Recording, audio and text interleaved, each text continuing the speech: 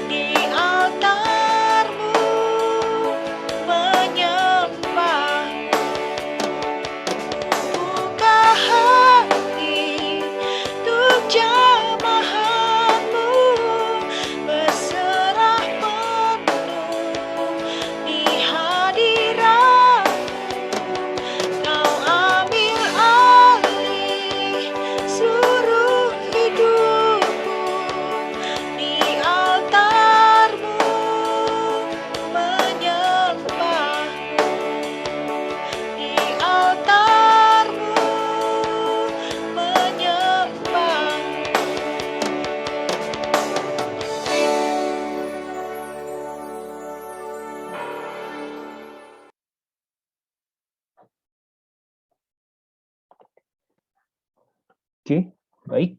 Kita sudah memuji menyembah Tuhan, saatnya kita sama-sama akan masuk di dalam kebenaran firman Tuhan. Mari kita sama-sama satukan hati, mari kita sama-sama berdoa.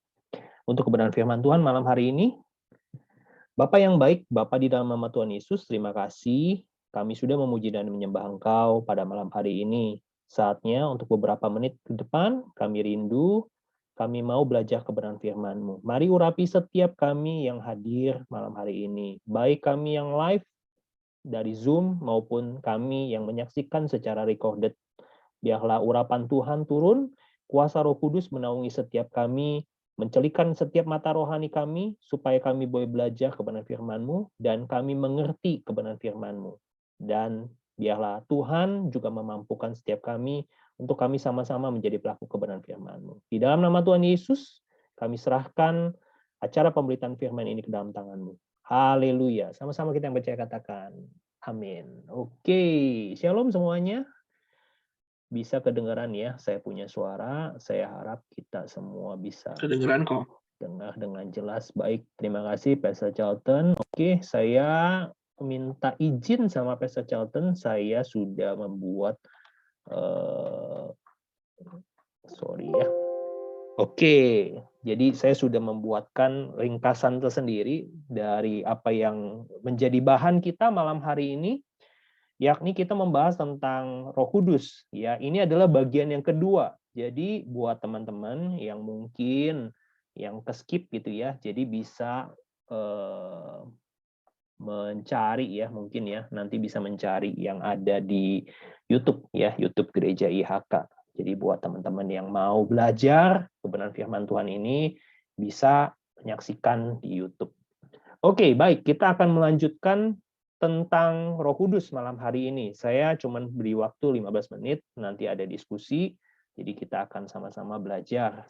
Jadi saya bukan yang lebih pintar ya, jadi kita sama-sama belajar. Oke, baik, malam hari ini kita akan belajar tentang peran Roh Kudus di dalam dunia orang percaya. Tentunya kita sudah belajar apa itu Roh Kudus di minggu yang lalu, dibawakan dengan baik oleh Pastor Charlton.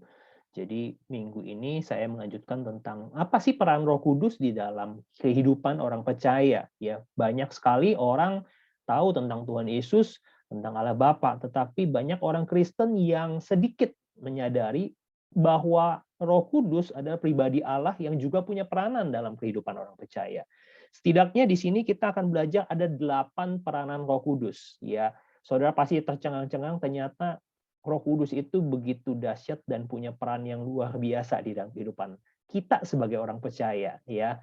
Oke, bagian yang pertama cepat saja, peran Roh Kudus di dalam kehidupan orang percaya yang pertama adalah salah satu fungsi atau peranan dia adalah menginsafkan akan dosa, kebenaran dan penghakiman. Jadi, saudara yang dikasihi Tuhan, ini diambil dari Injil Yohanes pasal 16 ayat 8 sampai yang ke-10, ya. Saya tidak bacakan semua, saya bacakan dengan cepat saja.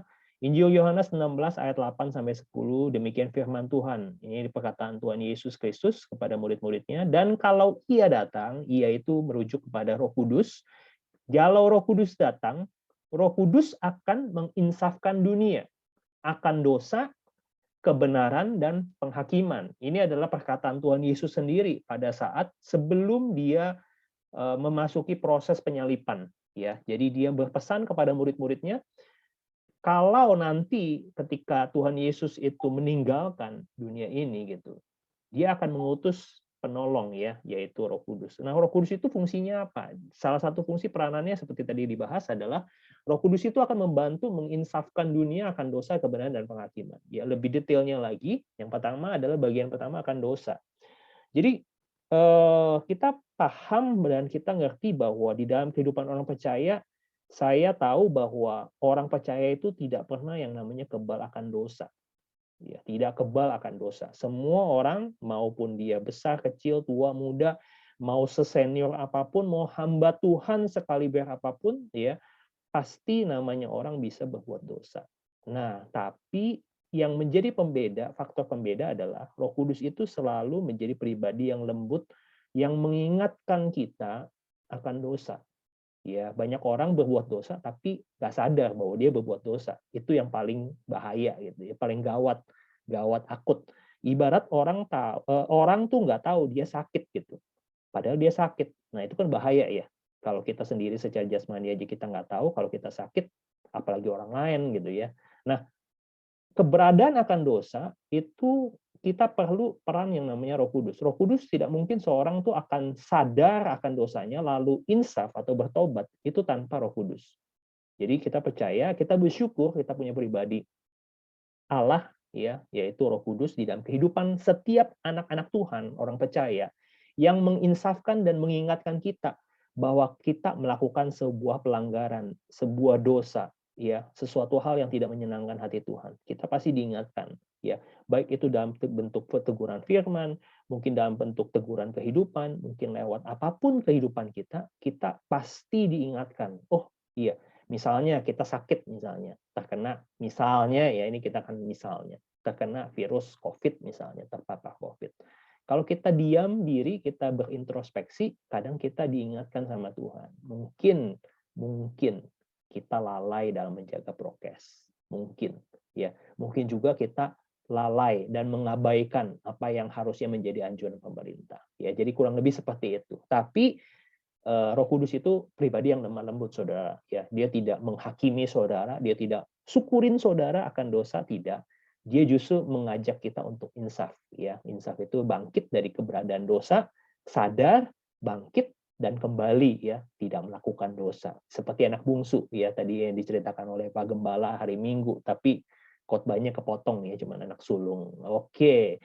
Nah, yang kedua, Roh Kudus juga menyadarkan akan kebenaran. Jadi yang pertama tadi akan dosa, yang kedua adalah kebenaran. Kita tidak mungkin yang namanya bisa berkata bahwa Yesus adalah anak Allah tanpa ada keberadaan Roh Kudus. Nah, saya percaya setiap mulut orang percaya bisa mengakui Tuhan Yesus sebagai Tuhan dan Juru Selamat. Itu adalah peranan dari Roh Kudus. Roh Kuduslah yang menyingkapkan bahwa kita bisa mengerti, memahami bahwa kita punya Juru Selamat, kita punya Tuhan, yaitu Tuhan Yesus yang mati di atas kayu salib untuk menebus dosa kita. Ya, jadi kita percaya bahwa Roh Kudus punya peranan bahwa tidak ada seorang pun yang percaya kepada Kristus jika bukan Roh Kudus yang menyatakannya. Nah, jadi dahsyat dan luar biasa. Kalau saudara bisa mengucapkan Tuhan Yesus itu adalah Tuhan Yesus yang hebat, Tuhan Yesus adalah Tuhan dan Juru Selamatku, maka percayalah bahwa di dalam pribadi saudara itu sudah ada Roh Kudus. Kalau saudara nggak bisa mengucapin itu, ya saudara bisa mulai berintrospeksi, saya punya Roh Kudus atau tidak. Selama saudara bisa mengucapkan Tuhan Yesus adalah Tuhan dan Juru Selamat dalam hidup saya, maka saya percaya kehidupan saudara ada Roh Kudusnya. Oke, selanjutnya saya tidak bahas banyak ya, jadi kita langsung saja karena ini hal-hal ini nanti akan ada diskusi ya. Pastinya nanti lebih asik kalau nanti ada diskusi. Nah, yang ketiga akan penghakiman. Saudara-saudara yang dikasihi Tuhan, Roh Kudus ini punya peranan akan penghakiman. Jadi kita diingatkan oleh Roh Kudus bahwa iblis telah dikalahkan di atas kayu salib. Ya, penghakiman di sini bukan berarti kita dihakimi, tidak. Justru kita perlu mengerti bahwa kuasa iblis ya sangat dosa ya. Kuasa itu sudah dikalahkan oleh siapa? Oleh Tuhan Yesus di atas kayu salib. Ya, iblis sudah tidak punya kuasa lagi. Nah, harusnya kita sebagai orang percaya juga harusnya ya punya sebuah mindset, harusnya orang Kristen itu tidak perlu takut setan ya. Ya, saya banyak sekali dengar curhatan dari Pak Gem gitu ya, terutama dalam deliverance ministry gitu. Banyak sekali orang-orang tuh takut sama setan, takut sama setan. Padahal kalau kita punya mindset yang benar, hidup kita setelah menerima Kristus sebagai Tuhan dan Juru Selamat, kita harus percaya bahwa ada pribadi Allah yang manunggal di dalam kehidupan kita, yang tinggal di dalam hidup kita. Ya, dia bukannya istilahnya yang apa masuk keluar enggak. Dia pribadi yang setia di dalam kehidupan orang percaya. Dan kita diingatkan bahwa iblis itu tidak punya kuasa atas orang percaya. Jadi kita tidak perlu takut sebab kita meyakini bahwa Tuhan Yesus telah menang atas maut. Dia telah bangkit dari maut dan kita percaya dia itu berkuasa. Kalau nanti dia datang kedua kali, kita itu adalah miliknya, kepunyaannya. kita tidak dihakimi. Kita adalah anak, ya. Kita dijemput, ya. Ibarat mempelai itu pasti kita orang yang paling bersukacita, ya. Pada hari pernikahan itu biasanya kalau kita merasakan, ya, mungkin yang baru nikah, sudah menikah, kalau kita ingat-ingat hari pernikahan kita ingat sebagai sesuatu hari yang sangat-sangat ditunggu-tunggu gitu ya. Hari yang mendebak-debakkan. Kenapa? Hari di mana kita bisa bertemu dengan kekasih atau pujaan hati kita. Nah, harusnya dasar itulah yang menjadikan bahwa kita harusnya punya perasaan yang sama. Ketika Yesus datang untuk menjemput kita yang kedua kali dia datang. Dia datang bukan untuk menghakimi kita, dia datang untuk menjemput saudara yang percaya dan menerima dia sebagai Tuhan dan Juru Selamat. Amin. Ya, jadi saya tidak bahas, nanti bisa didiskusikan dengan Pastor Charlton. Peran yang pertama tadi kita sudah belajar tentang menginsafkan akan dosa, kebenaran, dan penghakiman. Yang kedua, peran Roh Kudus adalah dia juga berdiam dalam diri umat Tuhan. Tadi saya sudah sempat singgung bahwa dia diam atau dia tinggal dalam kehidupan orang percaya. Dan dia bukan hanya tinggal sekedar diam aja gitu, tidak melakukan apapun. Dia berdiam dalam diri umat Tuhan dan membangun baitnya. Ada sebuah kalimat yang bagus dituliskan oleh Rasul Paulus kepada jemaat di Efesus. Seperti ini di Efesus 2, 19-22. Saya bacakan aja yang merah 20. Yang dibangun di atas dasar para rasul-rasul dan para nabi dengan Kristus Yesus sebagai batu penjuru. Di dalam dia tumbuh seluruh bangunan rapi tersusun menjadi bait Allah yang kudus, yaitu siapa? Saudara dan saya, gitu ya. Jadi saudara ada bait Allah yang kudus di dalam Tuhan. Nah, ayat 22 ini yang menjadi klimaksnya. Di dalam dia, ya, di dalam siapa? Di dalam Tuhan, di dalam Roh Kudus. Kamu juga turut dibangunkan menjadi tempat kediaman Allah. Jadi kita itu adalah wadah, kita adalah baitnya, kita adalah rumah Tuhan. Roh Kudus itu tinggal di dalam situ. Ya, jadi kita perlu meyakini bahwa ketika Roh Kudus tinggal, ya, jadikan tempat atau bait yang menjadi tempat yang sangat menyenangkan. Kita percaya kalau kita tinggal di sebuah tempat atau rumah, kita pasti akan merasa nyaman kalau rumah itu dirawat, ya. Ya, demikian juga Roh Kudus gitu. Roh Kudus itu tinggal manunggal di dalam kehidupan kita. Dia pun berharap kita pun sama-sama, ya, istilahnya membangun kehidupan kita, ya, menjadi pribadi yang menyenangkan Tuhan, menjadi pribadi yang dewasa secara rohani, seperti yang diajarkan oleh gereja IHK. Kita bertumbuh di dalam iman, pengharapan, dan kasih kita. Kita bukan lagi kanak-kanak dalam rohani, tapi kita menjadi pribadi yang bertumbuh secara karakter, ya, semakin menyerupai Kristus. Itu adalah target setiap kehidupan orang percaya, ya. Dengan upaya siapa? Apakah dengan upaya kita sendiri? Kita pasti nggak mampu, akan sulit. Nah, itulah peran Roh Kudus. Dia tinggal dalam kehidupan kita sebagai orang percaya, membangun baitnya bersama-sama dengan kita. Ya, kita perlu mengajak Roh Kudus itu untuk bekerja sama. Makanya setiap hamba Tuhan itu selalu pada sesi doa, saya selalu mencermati bahwa kita ini tidak mampu melakukan kebenaran firman Tuhan tanpa Roh Kudus, ya. Karena secara daging kita pasti akan menolak perintah Tuhan, itu pasti akan menyakitkan buat daging. Tapi kita meyakini bahwa di dalam Tuhan, ya, dengan Roh Kudus, Dia memberikan kita kemampuan. Ya, makanya di Filipi 4 ayat 13, segala perkara dapat kutanggung di dalam Dia yang memberikan kekuatan. Ya, jadi di dalam Kristus itu Dia memberikan kekuatan, kemampuan buat saudara untuk melakukan apa? Menanggung setiap persoalan. Untuk apa? Melakukan kebenaran firman Tuhan. Sekalipun secara daging nggak menyenangkan tentunya. Tapi kita mau melakukannya karena ada Tuhan, ada Roh Kudus. Oke, next. Yang ketiga, peranan ketiga.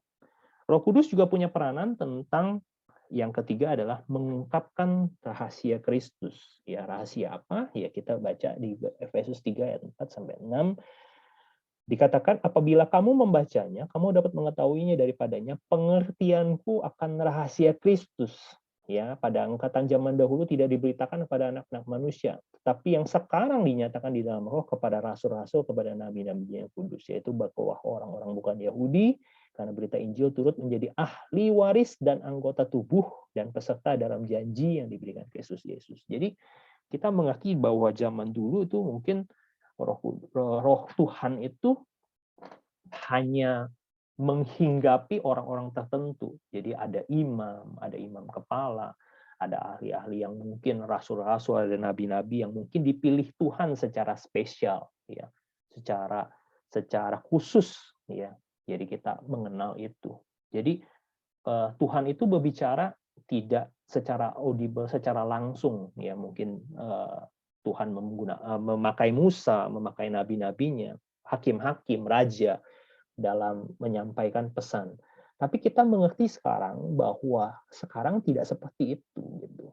Dulu seperti itu, tidak diberitakan. Tapi sekarang setelah Tuhan Yesus mati di atas kayu salib dan dia berjanji bahwa dia mengirimkan Roh Kudus, gitu. Roh yang penolong. Roh itu yang akan memberitakan kepada kita, menguatkan kehidupan kita dan mengajarkan kita akan kebenaran firman Tuhan. Jadi kita mengerti bahwa rahasia itu bukan lagi milik orang-orang yang dulu dikatakan orang yang terpilih saja, tetapi saudara adalah imamat yang rajani, bangsa yang terpilih, umat kepunyaan Tuhan, gitu.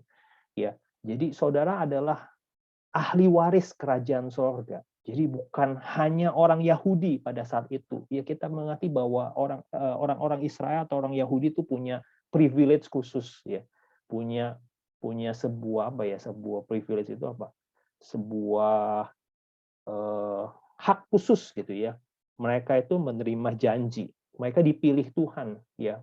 Kita nggak bisa bertanya kenapa Tuhan memilih bangsa Israel, kenapa nggak bangsa Indonesia? Ya kita nggak bisa menanyakan kedaulatan Tuhan. Tapi kita bersyukur bahwa Roh Kudus itu memberikan sebuah revelation, sebuah pewahyuan, mengungkapkan sebuah rahasia Kristus bahwa sekarang itu berita Injil itu diberitakan bukan hanya untuk khusus orang Yahudi, tetapi buat saudara dan saya yang juga adalah ahli waris kerajaan sorga. Ya, janji yang diberikan oleh Kristus Yesus melalui Abraham waktu itu juga diterima dan menjadi bagian dalam kehidupan kita sebagai orang percaya, ya, yang dimeteraikan oleh Roh Kudus. Oke, next. Peranan keempat, Roh Kudus juga punya peranan untuk mempersatukan orang percaya. Nah, di dalam Efesus 4 ayat 1 sampai 6 ini banyak, tapi saya bacakan saja di ayat yang ketiga mulai 3.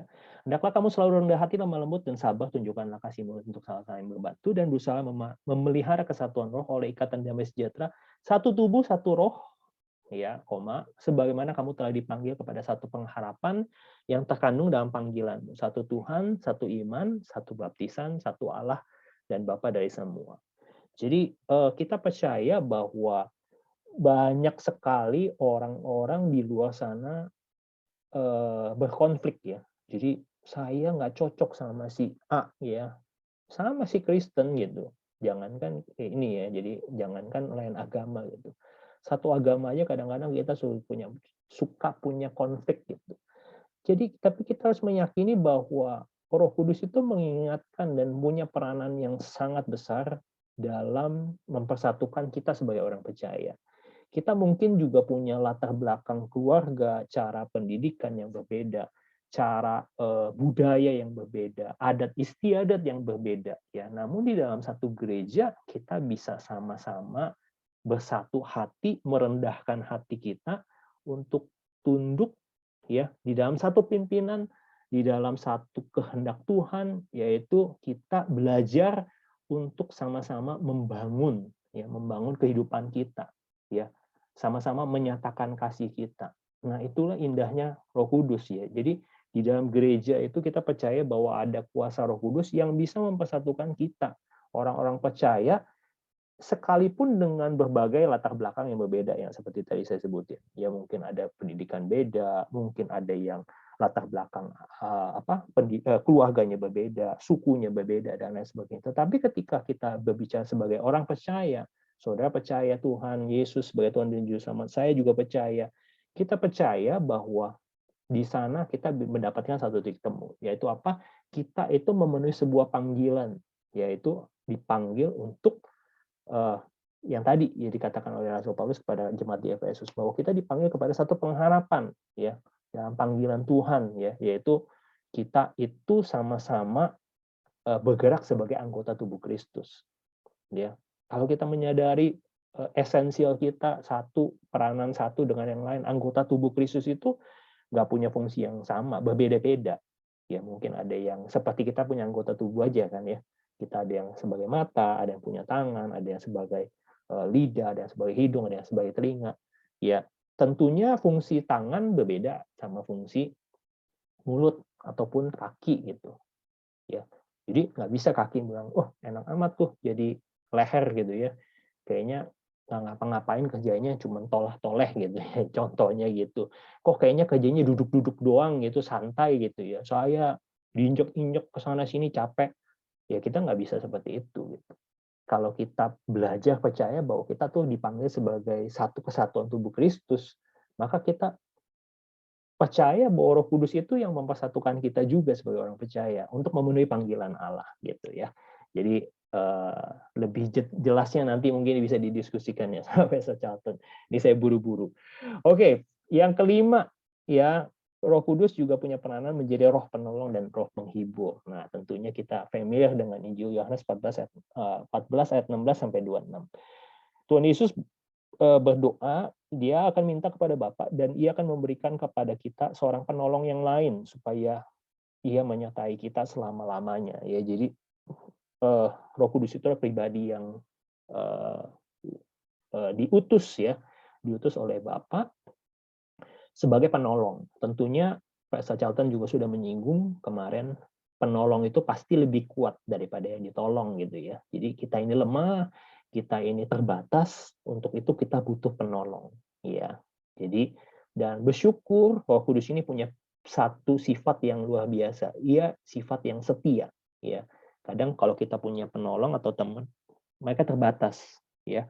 Mungkin dia bisa tolongin kita selama dia hidup, selama dia punya sesuatu yang bisa menolong kita. Tapi bersyukur kita punya pribadi Roh Kudus yang tidak terbatas. Dia menyertai kita selama-lamanya. Nah, itu sebuah penghiburan. Nah, yang kedua, dia juga sebagai roh penghibur. Tetapi penghibur yaitu Roh Kudus di ayat 26 yang akan diutus oleh Bapa dalam namaku, dialah yang akan mengajarkan segala sesuatu kepadamu dan mengingatkan kamu akan semua yang telah kukatakan kepadamu. Tentunya Roh Kudus ini adalah pribadi yang menghibur kita di dalam masa-masa seperti saat sekarang ini ya, mungkin dalam kesulitan, kesesakan, sakit, kita mungkin lagi merasa down, kita merasa kayaknya saya pengen undur, saya sedih, saya kecewa, saya marah. Nah, kadang kita perlu menyadari bahwa Roh Kudus itu adalah pribadi yang bisa bercakap-cakap dengan kita. Ya, dia mengingatkan kita, jangan kalau kita sedih, jangan sedih gitu ya, bahwa aku tidak pernah meninggalkan engkau. Ya, jadi ada kata-kata penghiburan ya pada saat kita sedih, ada kata-kata penghiburan. Kalau kita kadang-kadang suka lupa gitu ya, kita suka takut sama masa depan, khawatir dan lain sebagainya. Kadang-kadang Tuhan tuh ngingetin kita, burung-burung di udara saja aku pelihara dan kasih makan. Ya, bunga bakung yang lebih indah daripada bajunya Raja Salomo aja itu aku pelihara, apalagi kamu gitu. Kadang-kadang kan kita seperti manusia itu suka lupa ya saudara-saudara ya, suka lupa, suka suka khawatir gitu ya, mengkhawatirkan sesuatu yang kadang-kadang belum jelas terjadi tapi kita khawatir. Nah, fungsi Roh Kudus itu menjadi penghibur ya, mengingatkan kita kembali akan apa yang mungkin sudah diajarkan Tuhan melalui firman Tuhan. Seperti itu ya. Yang keenam, Roh Kudus juga membantu menghasilkan buah taubatan. Ya, jadi ini adalah salah satunya di Galatia 5 ayat 22 sampai 23. Penting, buah roh ialah kasih, sukacita, damai sejahtera, kesabaran, kemurahan, kebaikan, kesetiaan, kelemah lembutan, penguasaan diri. Tidak ada hukum yang menentang hal itu. Jadi kita percaya, kita sebagai kehidupan orang percaya, kita dipanggil, kita mengakui Tuhan Yesus sebagai Tuhan Juru Selamat, bukan hanya berhenti di situ. Jadi kita perlu ada sebuah progres ya. Tadi kita belajar bahwa Roh Kudus itu diam-diam hidup ke orang percaya dan membangun baitnya. Nah, salah satunya adalah menghasilkan buah gitu. Jadi Tuhan juga pernah berkata bahwa hasilkanlah buah-buah pertobatan. Jadi kita percaya bahwa kita sebagai orang percaya itu Tuhan rindu kita tuh menghasilkan buah, menghasilkan dampak ya yang bisa dirasakan, dinikmati oleh orang sekeliling kita. Dan Tuhan itu pasti suka ya dengan orang-orang tuh yang mau belajar, mau berubah ya, menghasilkan sesuatu dari yang dulu mungkin jahat. Sekarang kalau tetap jahat ya berarti saudara belum menghasilkan buah gitu. Ya, kalau saudara bilang targetnya apa sih buah itu, Pastor, untuk apa? Untuk pertobatan. Ya, ini aja salah satunya yang targetnya yang paling paling dekat adalah 9 buah roh ini gitu. Jadi kita perlu memproduce atau menghasilkan buah kasih, buah sukacita, buah damai sejahtera, buah kesabaran ya. Yang mungkin orang bilang wah susah ini ya, 5 huruf SABAR, susah, gampang diucapin susah. Ya. Saya percaya ketika kita diproses di dalam Tuhan, pasti hal-hal seperti itu bukan sebuah susah ya. Yang penting adalah mau atau tidak mau. Asal mau nurut sama Tuhan, menurut saya tidak ada yang susah gitu. Karena bagi Tuhan tidak ada yang mustahil, kata di dalam Lukas 1 ayat 37. Bagi Tuhan tidak ada yang mustahil. Jadi kita yang suka mustahilin gitu ya, nggak bisa gini, nggak bisa itu. Itu karena kitanya yang nggak mau gitu. Tapi kalau kita mau, kita belajar, kita nurut sama Roh Kudus, saya percaya Dia akan mengajarkan apa itu sabar dan bagaimana kita harus sabar. Ya, tentunya banyak ya tentang buah-buah ini. Jadi saudara bisa nanti bisa diskusi, bertanya. Saya kurang murah hati nih, Pastor ya. Nanti coba tanya sama Pastor Charlton. Dia termasuk orang yang juga murah hati ya, karena dia menyediakan banyak sekali pengajaran-pengajaran. Dan saya harus banyak belajar juga ya. Jadi saya hari ini mempersiapkan ini, saya jadi ikutan belajar, saudara-saudara. Jadi yang ketujuh, peran Roh Kudus adalah membantu umat Tuhan untuk memiliki kasih dan mengasihi. Nah, ini ya tantangannya. Kata Pak Agam tuh mendapatkan tema ya. Jadi orang Kristen tuh senang menerima ya, menerima sesuatu, menerima berkat, menerima anugerah, menerima kesembuhan, menerima apalagi lah, pokoknya yang terima itu wah seneng banget itu. Terima makanan, terima duit, terima berkat, terima kesembuhan, terima pemulihan. Pokoknya yang terima itu judulnya pasti senang. Nah, tapi Roh Kudus itu punya peranan satu ya, yang dalam hidup orang percaya. Ini harus diaktifasi kembali dalam hidup orang percaya. Dia membantu umat Tuhan untuk memiliki kasih dan mengasihi. Kalau memiliki kasih itu juga cuma pasif doang, memiliki, punya buat sendiri. Tapi kita mempunyai kasih yang aktif, yang mengasihi. Ya, baca dulu di dalam Roma 5 ayat 5. Pengharapan tidak mengecewakan karena kasih Allah telah dicurahkan dalam hati kita oleh Roh Kudus yang telah dikaruniakan kepada kita. Jadi kita percaya bahwa ketika kita menyadari betapa besarnya kasih Kristus di dalam kehidupan kita, maka kita akan bisa menyalurkan kasih yang besar itu kepada orang sekeliling kita. Kalau kita tidak menyadari seberapa besarnya kasih Tuhan, mengampuni, menebus setiap dosa pelanggaran kita, dosa kita, hutang dosa kita, ya tadi saya baca di renungan pagi gitu ya. Dosa yang mungkin udah kita seperti hutangnya lebih besar, ya mungkin 10 apa kemarin tadi saya baca 10.000 dinar gitu ya. 1 talenta 6.000 dinar. Kurang lebih itu bayarnya itu 1 hari kan 1 dinar ya. Kalau satu talenta itu 6.000 dinar, berarti kita harus bayar itu 166 tahun. Itu dihapusin. Ya, orang yang punya hutang itu 1 talenta itu dihapusin. Tapi ketika dia punya teman hutang sama dia 100 dinar, jadi temennya itu sampai dijeblosin ke penjara. Pokoknya kamu harus bayar hutang. Jadi itu menyadarkan kepada saya bahwa kadang kita tuh sebagai manusia tuh lupa bahwa dosa kita yang besar sudah diampuni.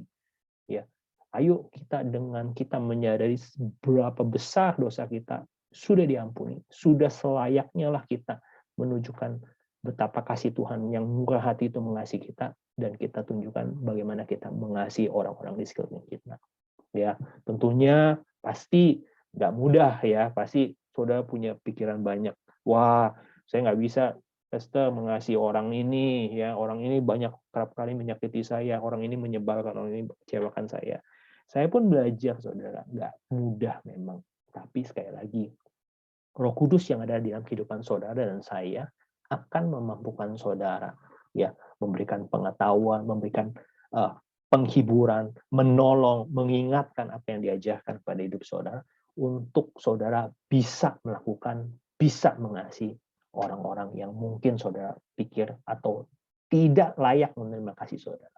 Ya, pasti akan dimampukan.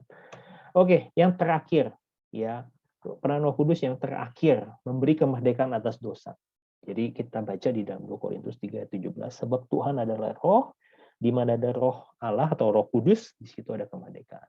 Saya percaya bicara tentang kemerdekaan ini bicara tentang menjajah atau ikatan. Saya nggak tahu ya, banyak orang percaya juga punya ikatan. Banyak orang percaya, ya saya nggak ada ikatan. Mungkin ada adiksi, kebiasaan-kebiasaan lama kita, kebiasaan-kebiasaan buruk kita. Mungkin kita malas, mungkin kita masih melakukan dosa, kita masih mungkin mabuk-mabukan, kita masih judi, kita masih ngerokok, kita masih narkoba, kita mungkin masih free sex, atau kita masih melakukan hal-hal yang tidak berkenan di hadapan Tuhan. Mungkin saudara bilang, aduh, saya susah, namanya narkoba, udah adiksi, udah kecanduan, kalau saya nggak ngisep, kayaknya mulutnya asem, dan lain sebagainya. Saudara yang dikasih Tuhan, kita perlu sadar bahwa Roh Kudus itu adalah pribadi Allah yang akan memberikan sebuah hal di dalam kehidupan kita. Dia mau hidup saudara itu hidup yang berubah, ya, berubah dan berbuah, ya. Dan kita harus meyakini bahwa Dia itu sanggup, ya. Sekali lagi, Dia itu sanggup. Masalahnya adalah kita mau nggak memberikan Dia akses gitu untuk mengontrol kehidupan kita. Karena kita percaya bahwa ketika ada Roh Tuhan, di situ ada kemerdekaan. Ketika kita menyadari bahwa Dia itu adalah kebenaran, sang pribadi kebenaran itu, Dia akan mencelikan mata rohani kita. Ya, jadi bukan lagi soal boleh atau tidak boleh gitu. Kadang kan kita suka gitu ya, bernegosiasi sama Tuhan. Kita suka menunda gitu ya, menunda perubahan, bernegosiasi sama Tuhan. Bukan soal boleh atau tidak boleh. Kita akan lebih diingatkan bahwa benar atau tidak benar gitu. Yang kita lakukan itu benar atau tidak benar. Jadi benar atau tidak benar itu sifatnya absolut. Kita tidak bisa bernegosiasi tentang kebenaran gitu. Kalau boleh atau tidak boleh kan menurut saya boleh.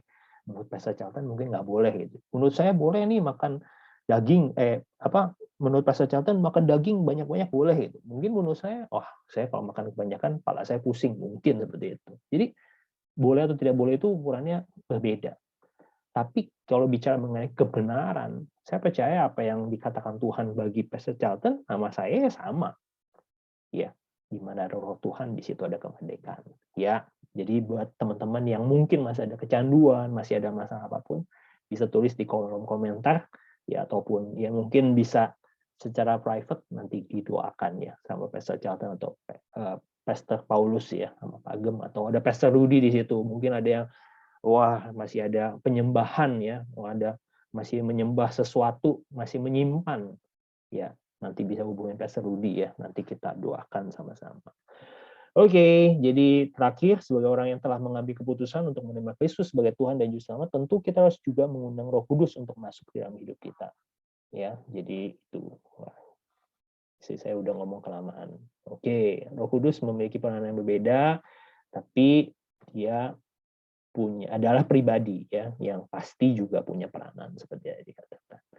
Itu aja, nanti kita akan masuk ke dalam discussion and praying. Dan sebelum kita masuk discussion and praying, mari kita sama-sama berdoa untuk menutup apa yang sudah kita dengar. Bapak yang baik, terima kasih kami sudah mendengarkan firman Tuhan, walaupun agak sedikit panjang, kiranya Tuhan memeteraikan apa yang kami dengar. Roh Kudus, tolong kami untuk mengingatkan betapa besarnya peranan Engkau di dalam kehidupan setiap kami orang percaya. Dan kami akan berdiskusi satu dengan yang lain, biarlah Tuhan memimpin diskusi ini supaya kami juga boleh dicerahkan. Terima kasih, dalam nama Tuhan Yesus kami berdoa. Amin. Ya kan, Pastor Jonathan, saya serahkan kepada Amin. Terima kasih buat Pastor Fendi yang sudah effortnya lebih ya malam hari ini. Bahkan lebih daripada pembuatnya, mempersiapkan materi yang menarik ya. Terima kasih sekali. Semuanya berikan tepuk tangan ya, tepuk tangan digital lah buat Pastor Fendi. Dan terbukti, Pastor Fendi tadi bilangnya mau 15 menit, malah jadi 45 menit. Berarti menarik ini Bapak Ibu. Ya, Bapak Ibu ya. Jadi memang nggak bisa kita pungkiri lah. Ya, kita ini terbatas, jadi kita perlu Tuhan. Nah, Tuhan itu sekarang dalam bentuk, ya kalau Tuhan itu bentuk 4,0-nya itu ya Roh Kudus gitu ya. Jadi hadir dalam hidup kita, support kita. Saya nggak panjang lebar, saya akan buka kolom discussion kita ya. Tapi kali ini mulai dari yang ladies first ya, ladies first. Ini ada beberapa bintang acara malam hari ini. Mungkin saya mulai dulu dari Cik Lydia dulu. Cik Lydia, bagaimana ini Cik Lydia? Kita membahas tentang Holy Spirit ya. Tentunya keterbatasan kita itu membuat kita sangat membutuhkan Holy Spirit. Nah, banyak nih aspeknya hari ini. Kita bahas tentang buah roh ya. Buah roh itu satu buah 9 rasa. Berbicara mengenai kasih, berbicara mengenai kemerdekaan, berbicara mengenai kita ini bisa mendapatkan rahasia. Ya, semua orang suka dengar rahasia kan. Nah, bagaimana nih Cik Lydia? Apa yang menurut Cik Lydia ini menarik malam hari ini? Shalom. Ya, shalom. Shalom, Pastor Fendi, Pastor Paulus. Kalau misalnya seperti suara Roh Kudus ya, kita berdua ini lagi isoman. Lagi isoman berdua. Saya itu jadi di hari Sabtu itu belum ada kelihatan tanda-tanda lah intinya. Tapi malamnya itu Niki sudah mulai nggak bisa tidur, saya juga mikirnya gitu. Nah, minggunya saya mikir udah deh jangan dulu. Nah, itu suara Roh Kudus, jangan dulu ke gereja. Intinya saya sampai infoin Pak Paulus, Pak mungkin kita nggak ke gereja dulu, kita online dulu. Nah, seperti itu gitu loh. Itu adalah suara Roh Kudus. Jadi kita lebih baik mencegah juga ya dibanding dengan pas kita datang Seninnya ketahuan positif gitu. Itu salah satunya kesaksian suara Roh Kudus seperti itu. Lalu tadi Pastor Fendi juga bilang tentang roh kebenaran ya. Kita harus menuruti suara Roh Kudus itu yang sesuai dengan firman. Seperti kayak kita mengasihi musuh gitu. Itu kan hal yang sangat gak enak. Tetapi ya memang seperti itu yang harus kita lakuin. Lalu seperti kayak kita mengampuni orang yang telah bersalah, menyakiti kita 7 kan yang tidak terhingga. Itu mungkin sebagai manusia kita akan sulit menjalaninya, tetapi dengan bimbingan Roh Kudus itu dipermudahkan untuk bisa mengampuni musuh, terus mengasihi musuh dan mengampuni orang yang telah melukai kita. Itu sih tambahan dari dia. Iya. Salah satu buku yang terkenal itu kan 100 orang terkenal di dunia. Itu nomor 1 Nabi Muhammad, karena orangnya tegas, berwibawa. Nomor 2 itu Isaac Newton, baru yang ketiga itu Tuhan Yesus. Tuhan Yesus itu nomor 3, dikasih tahu alasannya sama pencipta bukunya, karena dia itu bagus, pengorbanannya luar biasa, tapi nggak masuk akal, katanya. Semua yang diajarkan masuk akal, salah satu yang nggak masuk akal itu tampar pipi kiri, ngasih pipi kanan.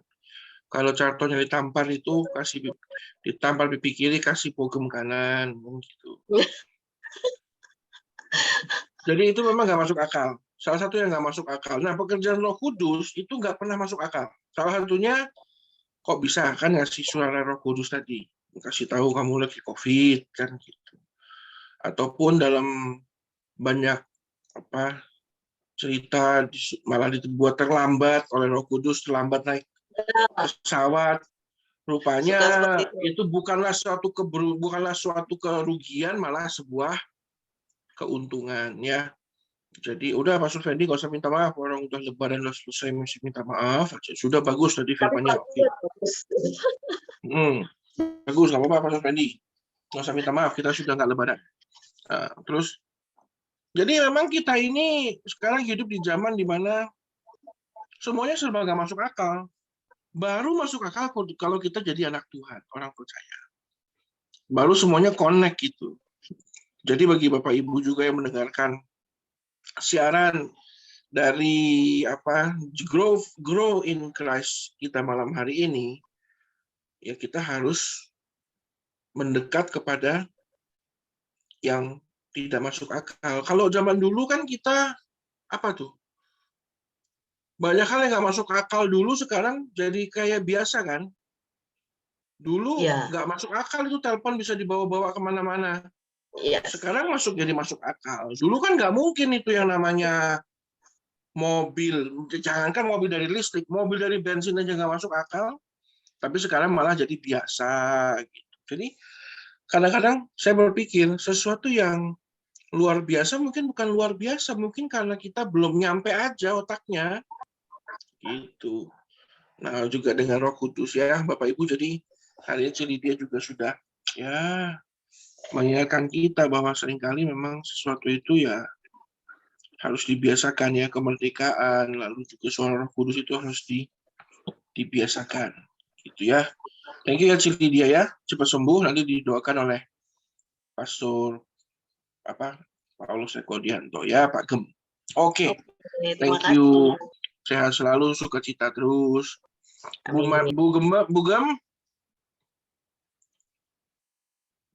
Gem. Hadir, ya. Bagaimana Bu Gem? Ya. Hari ini kita belajar Bu Gem. Ya. Adakah tambahan-tambahan buat tadi kami anak-anak? Sudah dijelaskan Pastor Fendi tadi dengan sangat lengkap, fungsi Roh Kudus. Ya, selalu buat saya Roh Kudus itu tidak terlihat tetapi nyata arahannya. Dan sesudahnya itu hasilnya pasti baik, apa yang diarahkan sama Roh Kudus. Kalau arahan kita menurut pandangan manusia kan pasti salahnya, banyak salahnya. Tetapi kalau lewat jalan-jalan yang diberitahukan oleh Roh Kudus itu pasti endingnya manis, walaupun awalnya kok dilihatnya agak-agak menakutkan atau bagaimana gitu, tetapi endingnya itu justru menyelamatkan kita gitu. Itu sih Pak. Iya, banyak orang bilang ikut Roh Kudus itu kayak naik roller coaster katanya. Nah, kadang-kadang ya. Menakutkan tetapi nagih katanya. Iya. Jadi bisa ketahuannya itu ya nanti ya endingnya itu tadi ya, kalau kita semakin melekat ya maka kita tidak akan khawatir ya, seiring dengan kedewasaan kita juga. Ya, saya juga doain Cilidia sama Niki juga cepat sembuh dari penyakitnya, cepat negatif lagi, bisa berkumpul lagi, sama-sama ke gereja lagi, ibadah. Amin. Amin. Terima kasih, Bu Gem. Ya.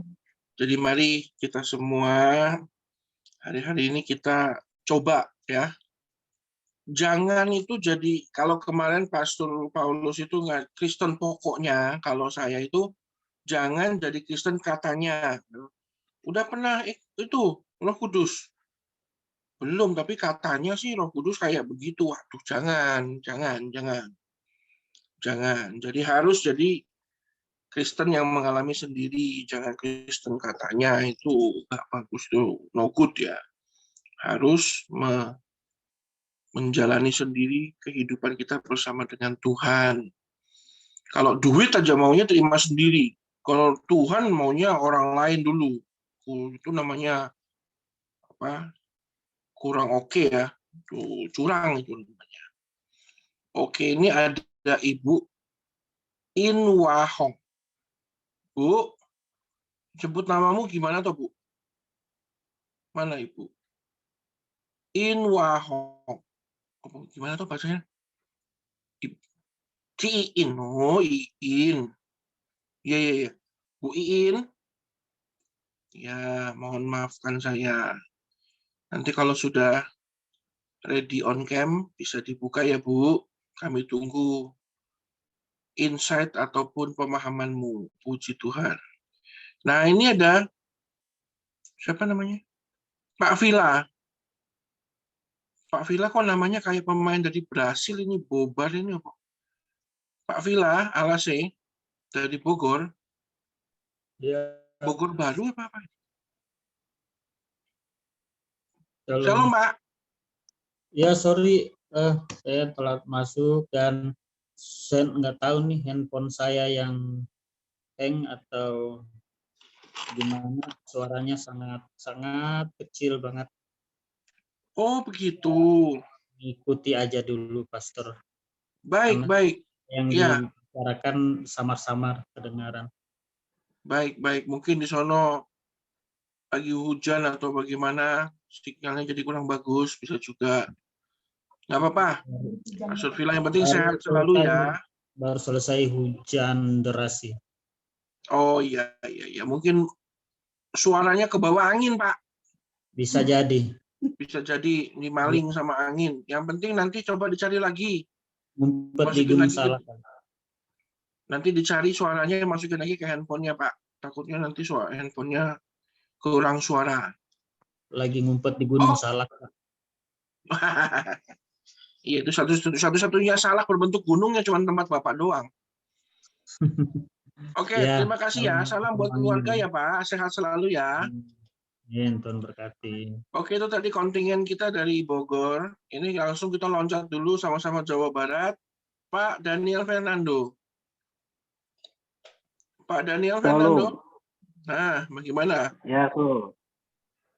Bandung Lautan Api. Sekarang Bandung Lautan Roh Kudus. Ya. Ini kita berbicara mengenai Roh Kudus ini. Tentunya Pastor Daniel kan dibawa Tuhan ke Bogor, ke Bandung itu kan juga karena Roh Kudus. Kira-kira gimana pengalamannya bersama dengan Roh Kudus? Puji Tuhan, untuk pengalaman saya dipimpin Roh Kudus luar biasa tuh, ya.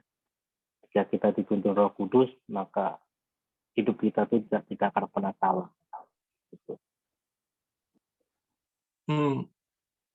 Kalimatnya menarik ya. Ikut Roh Kudus tidak pernah salah ya.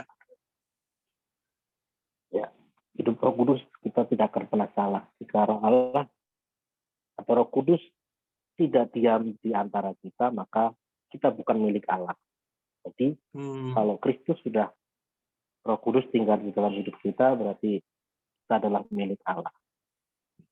Kuncinya untuk kita memiliki Roh Kudus adalah kita harus mengasihi Allah itu sendiri. Kalau kita tidak mengasihi Allah, maka kita bukan milik Allah, dan maka Roh Kudus tidak akan pernah tinggal dalam hidup kita.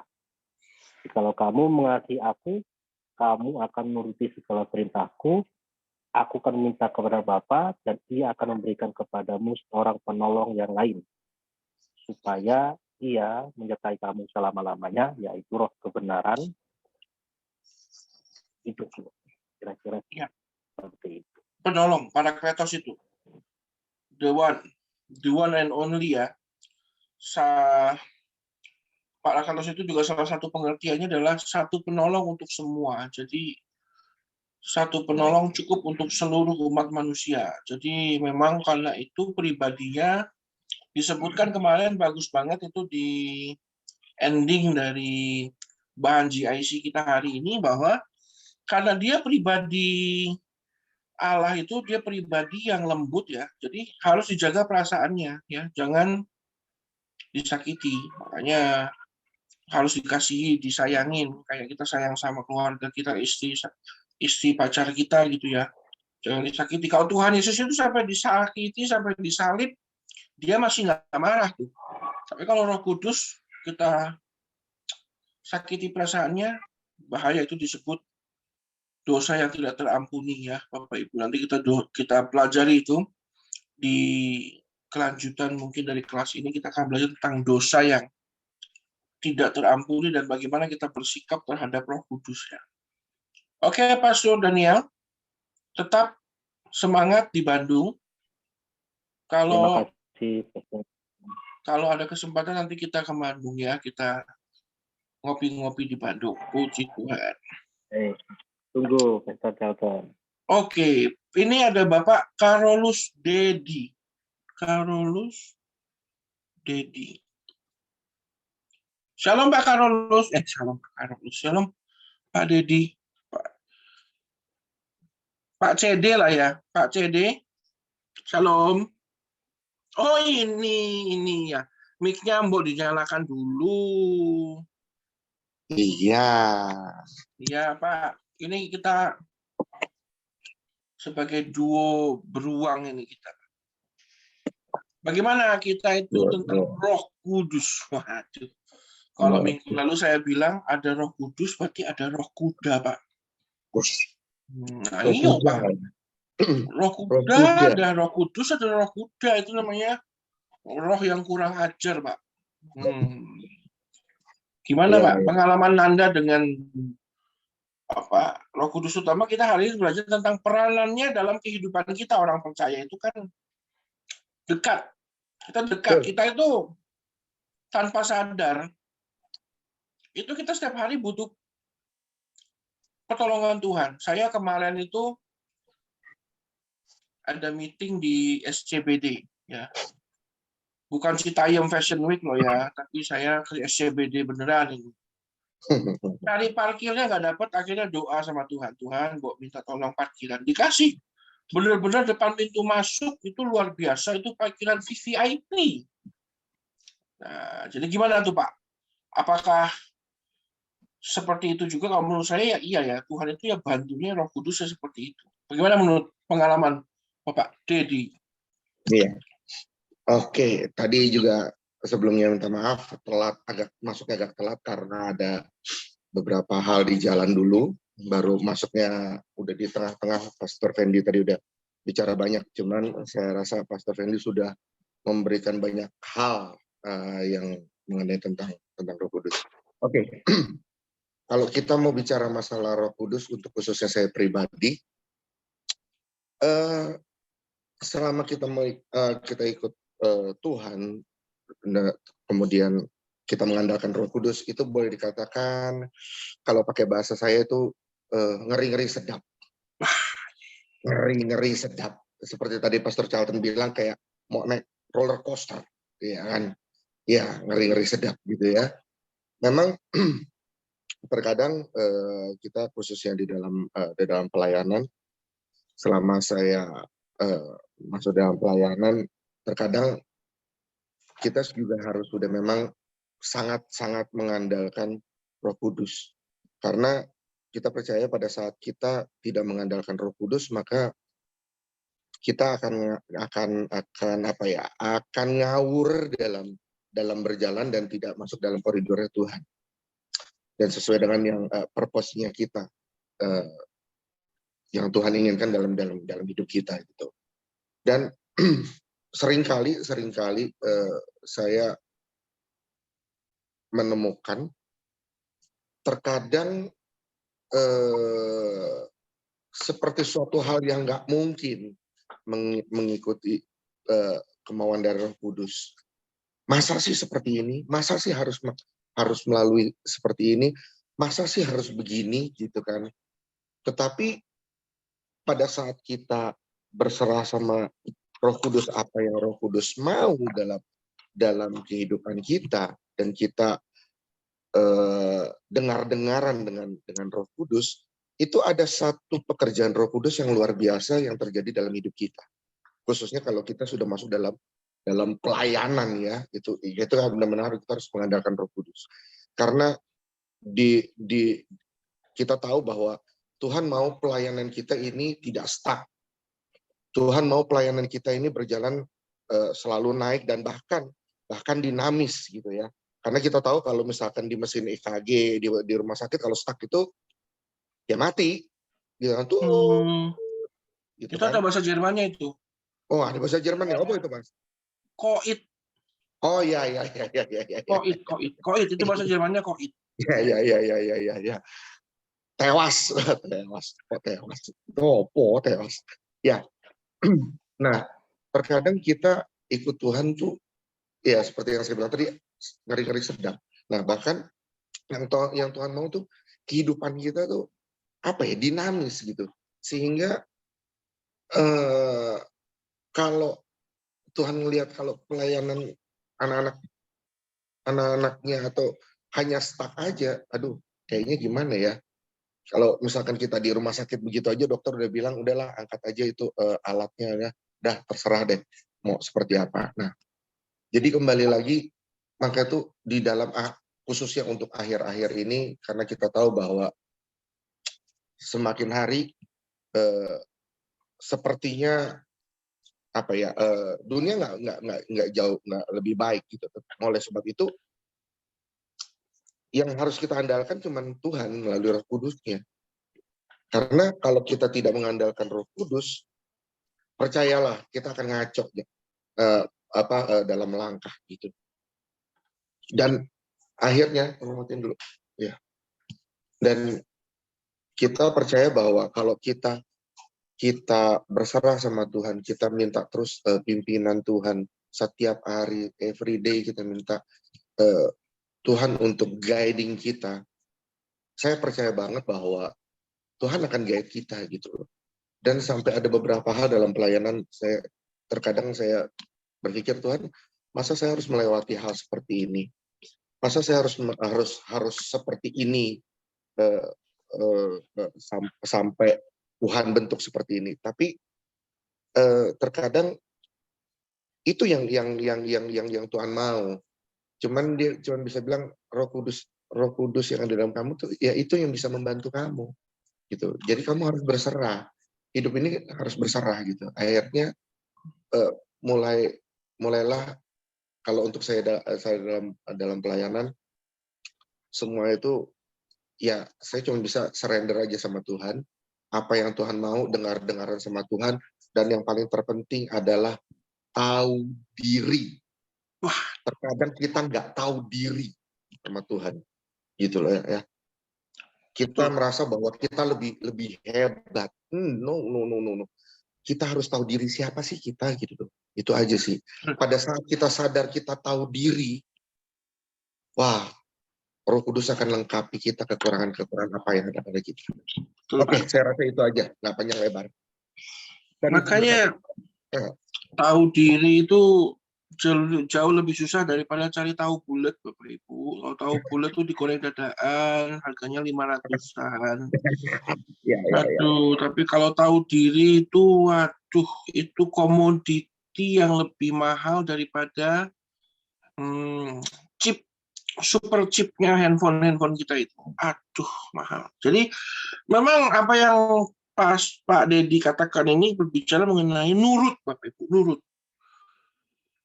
Nurut sama yang kelihatan aja susah ya. Kalau kita ada pimpinan, dia ada di ruangan, kita itu sok kerjanya bagus kan. Aduh, padahal ngambil kertas itu bukan kerja tuh, gambar Doraemon itu. Lalu begitu orang pimpinan pergi, udah asal-asalan. Bagaimana kita dengan Tuhan? Gitu loh. Kita itu kan kalau dengan Tuhan, apalagi Roh Kudus itu nggak kelihatan ya. Kalau Tuhan Yesus masih kelihatan, Tuhan Yesus itu.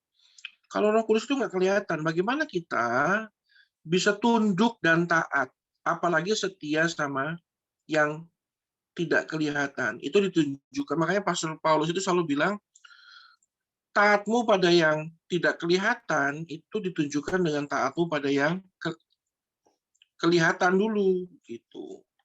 Jadi kita perlu belajar. Pastor Dedi, terima kasih.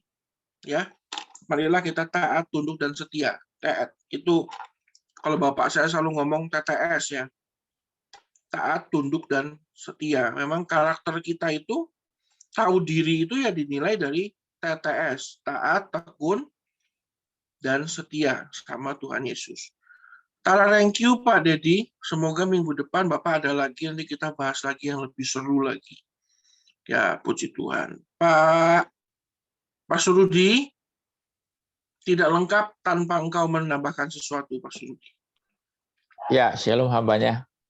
Shalom, Pak. Ya, malam hari ini sungguh cukup cukup lengkap lah Pak, dari hambanya Pastor Fendi, dari Pastor Dedi, dari Bugem, ya sudah menambahkan dari Pastor Daniel. Ya saya berasa ya kita semuanya ya tetap harus belajar, tetap harus rendah hati, karena seperti Pak Sir Charlton bilang, Roh Kudus itu adalah roh yang lemah lembut.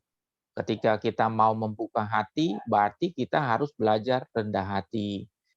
Dan kita mulai terima Roh Kudus yang lemah lembut itu supaya kita tetap ada di dalam Roh Kudus dan supaya kita tetap hidup bersama dengan Roh Kudus, karena Roh Kudus itu adalah roh yang lemah lembut. Ya, seperti itulah penambahan dari saya banyak. Betul. Jadi Pastor Rudi mengingatkan kita Bapak Ibu, terima kasih Pastor Rudi, bahwa Roh Kudus itu lemah lembut, ya. Nah, Bapak Ibu kalau kita pelajari tentang Tuhan ya, tentang apa? Bukan kristologi, tapi tentang ilmu tentang teos ya, teologi. Makanya teologi itu kan ilmu tentang Tuhan, teologi, teos dan logos. Allah Bapa itu keras, Bapak Ibu. Allah Bapa itu di Perjanjian Lama itu keras, mata ganti mata, gigi ganti gigi, ya toh. Makanya siapa namanya? Mahatma Gandhi bilang kalau saya masih sistemnya mata ganti mata, gigi ganti gigi, itu separuh dunia ompong dan separuh dunia buta katanya. Lalu muncullah namanya Tuhan Yesus, ya.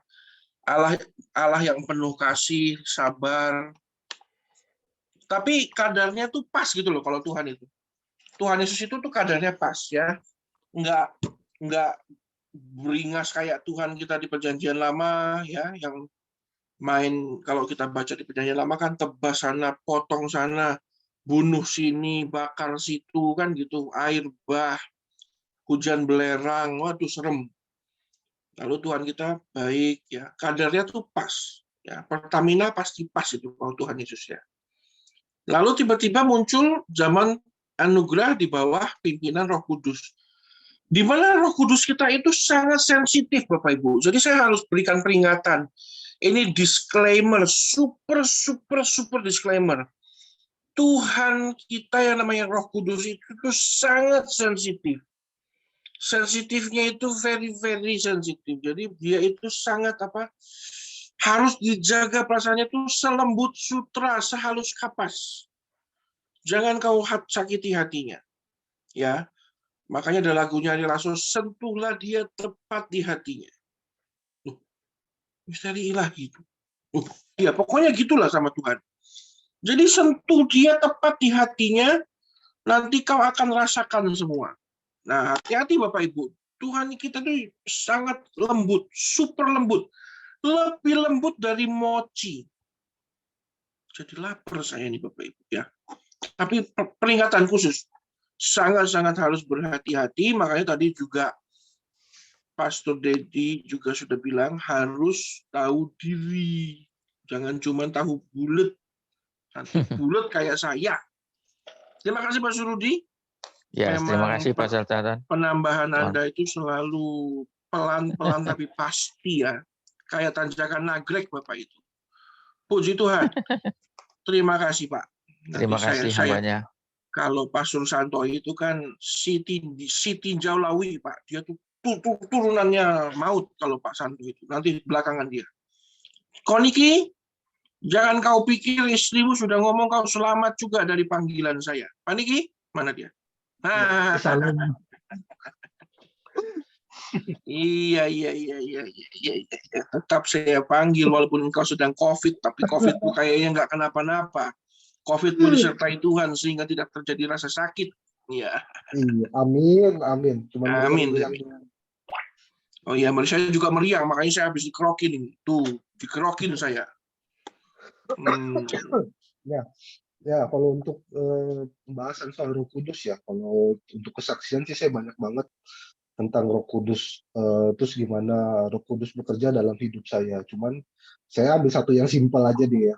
Satu hal yang simpel kesaksian.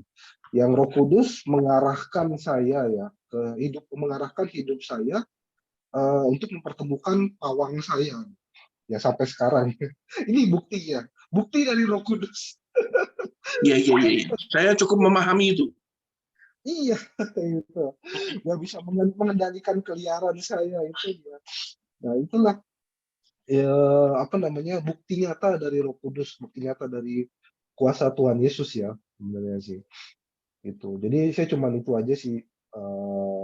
Berarti judulnya semua akan jinak pada waktunya ya Pak ya. Iya. Betul. Iya. Roh Kudus akhirnya ngirim pawang ya. Semua akan jinak pada waktunya. Iya, betul juga. Memang itulah. Karena Tuhan tahu kelemahan kita. Ya kan? Yang tadi saya setuju sama pendeta Pak Didi itu ya, yang tahu diri. Itu kadang-kadang kita juga lupa diri gitu loh. Kadang Iya, lupa diri. Lupa diri terus lupa lautan. Aduh. Iya, lupa lautan, lupa segalanya gitu. Lupa lautan, ingat daratan. Pas ingat tahu dirinya pas belakangan jadinya. Penyesalan di belakangan. Itu saya setuju banget dan sering terjadi dalam kehidupan saya gitu. Makanya Bapak Ibu mulai hari ini ikut Roh Kudus, ingat penyesalan selalu di belakang. Kalau di depan itu namanya door prize. Betul. Oke. Jangan selalu mau nyesal di belakang. Ambillah door prize-mu di depan. Oke. Makanya semua akan jinak pada waktunya. Kita juga ini punya keterbatasan. Semua orang itu punya jurangnya masing-masing. Ya kan, Pastor Dedi mungkin jurangnya bagaimana? Pastor Fendi bagaimana? Pak Paulus Eko mungkin sudah lepas dari tikungan jurang. Saya mungkin lagi di sana. Harus tahu jurangnya masing-masing. Saya dulu itu mau disekolahkan bapak saya ke Amerika. Gitu. Saya itu berangasan, Pak. Yang namanya cewek,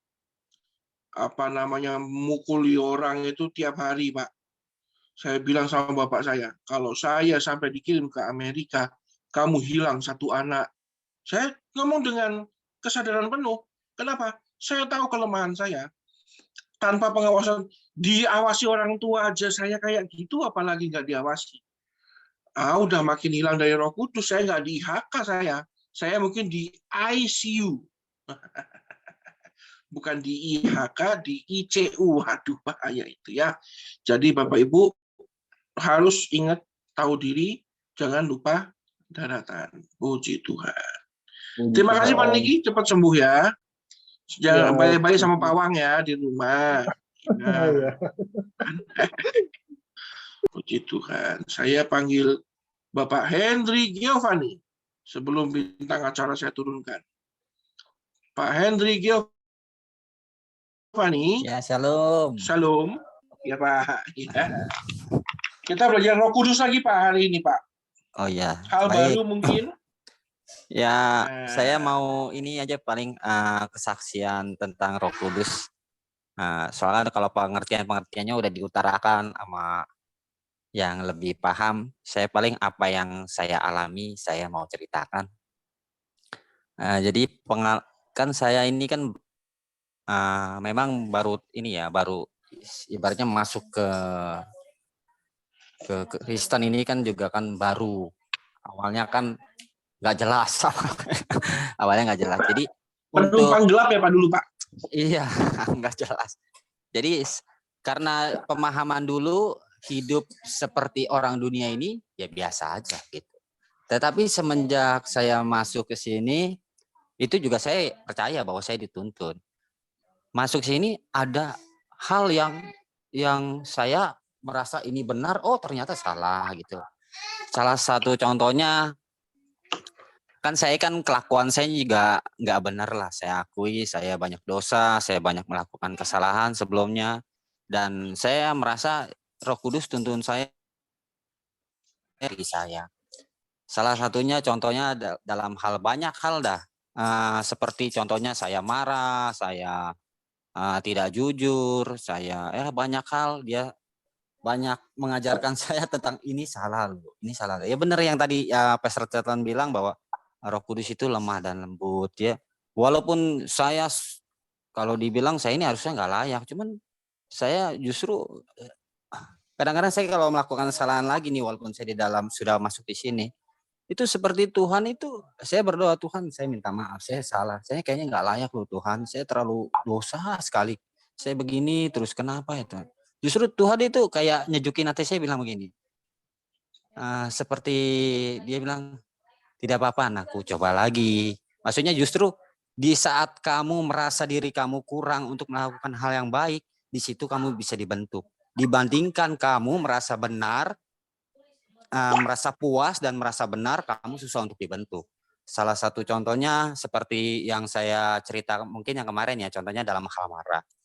Kalau walaupun saya benar, saya marahin konsumen karena saya benar, tetapi kalau saya ngikutin cara saya, justru saya nggak bisa dibentuk.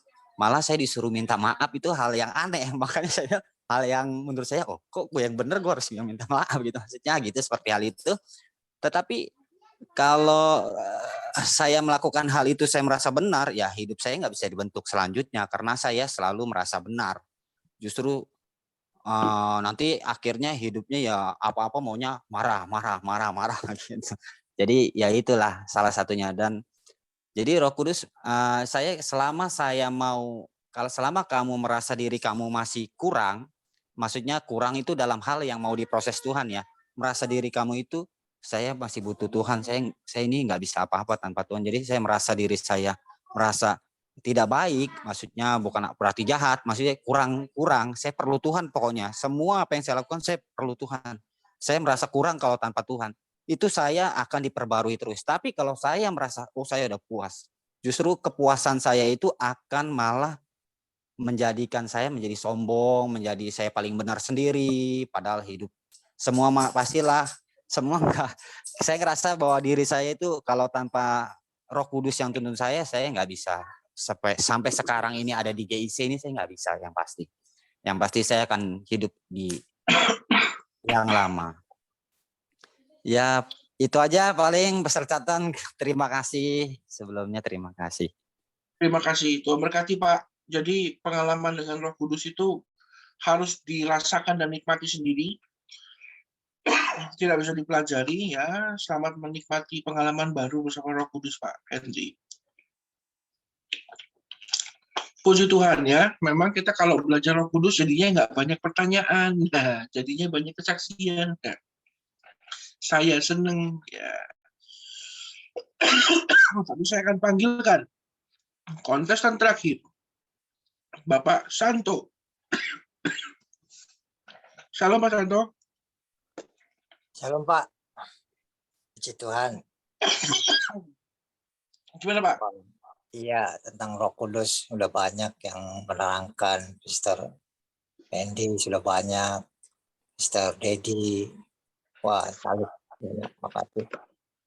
Kalau pandangan saya, Roh Kudus itu di mana orang percaya menerima Roh Kudus, sesuatu yang harus orang percaya itu memulai suatu pelayanan. Pelayanan berarti maksudnya bukan kita harus jadi pendeta, evangelis, bukan. Melayani itu apa yang menjadi kehendak Bapa yang tadi Pastor Fendi jelasin, mengampuni, ampuni, ya seperti itu pandangan saya. Nah disitulah peranan Roh Kudus bekerja sebagai penolong, yaitu menurut pandangan saya sih yang utama yaitu melayani seperti Tuhan Yesus ketika dibawa padang gurun oleh Roh Kudus untuk memulai suatu pelayanan. Itu sih pandangan saya yang itu. Nah kalau pertanyaan saya, ada pertanyaan sedikit Pak, teman pengen tahu aja bagaimana perbedaannya perasaan dengan apa itunya pekerjaannya Roh Kudus gitu. Perbedaan antara perasaan dengan pekerjaannya, apa itu pekerjaannya Roh Kudus gitu. Oh, perbedaan antara apakah benar yang dari Roh Kudus atau hanya perasaan pribadi gitu maksudnya Pak? Iya benar. Itu. Sangat kasuistik Pak ya. Jadi sebenarnya harusnya diberikan kasus. Tapi pengalaman saya begini. Dengan Roh Kudus itu selalu beda tipis ya. Ini perasaan saya atau memang Roh Kudus lagi bicara. Tapi semuanya begini, Pak. Kalau kita berbicara mengenai pekerjaan Roh Kudus, itu selalu membawa kepada hasil akhirnya itu damai sejahtera. Amin. Jadi kalau misalnya Bapak diperhadapkan pada satu keputusan, A atau B, lalu Bapak pikir, aduh saya rasa A nih, tapi ini perasaanku atau enggak? Kalau ending akhirnya Bapak cemas, khawatir, lalu Bapak pikir itu dari Roh Kudus, Bapak, tapi endingnya cemas, khawatir, nggak bisa tidur, panas meriang, gigi senut-senut, rambut cabrik, itu berarti bukan dari Roh Kudus, Pak.